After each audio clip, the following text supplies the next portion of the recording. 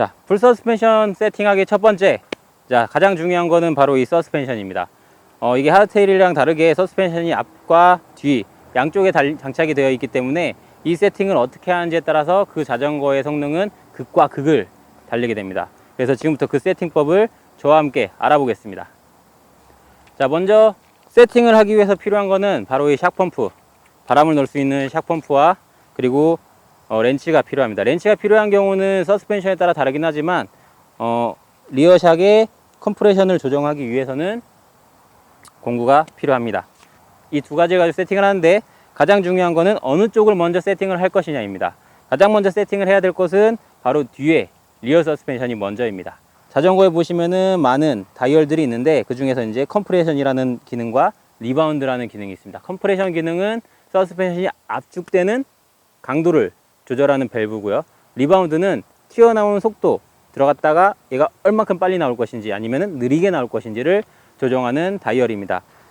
쉽게 구분하는 방법은 대부분의 자전거들이 컴프레션은 파란색 그리고 리바운드는 빨간색으로 구분을 하고 있습니다. 그렇기 때문에 그 색깔에 맞춰서 확인을 하시고 한 번씩 거기에 써 있는 작은 영어 글씨로 컴프레션, 리바운드를 확인을 하시면 됩니다. 서스펜션을 세팅하기 전에는 이 컴프레션을 다 마이너스 쪽으로 풀어줍니다. 자, 이렇게 컴프레션을 다 풀으셨으면은 가장 먼저 할 거는 라이딩 복장 준비하기입니다. 본인이 평소에 라이딩하는 복장을 그대로 갖추시는 거예요. 헬멧, 장갑, 유니폼, 그리고 뭐 평소에 가방에 물백까지 맨다 하면은 가방까지 메고 라이딩을 진행하는 거랑 동일한 무게를 만들어 주시면 됩니다. 자, 먼저 리어샥에 보면은 고무링이 있습니다. 고무링을 다 밑으로 내려놓고 평소 라이딩 했던 차림 그대로 자전거 위에 올라서서 자전거를 가볍게 눌러줍니다. 눌러준 후에 자전거에 살포시 앉아서 다시 그 고무링을 밑에까지 들어가 있는 만큼 내려주시고, 이때 중요한 거, 내릴 때 천천히 내리셔야 돼요. 자전거에서 내릴 때는 자전거에 하중이 가지 않게끔 그대로 천천히 내려와서 이 서스펜션이 과연 얼마만큼 들어갔는지를 측정을 하는 건데, 이게 바로 세그 값입니다. 세그 값은 전체가 들어간 전체 길이에서 이게 몇 %가 들어갔는지를 기준으로 세팅을 하는데, 보통 30% 정도 세그 값을 주게 되면 상당히 부드러운 상태의 세팅이 이루어지게 됩니다.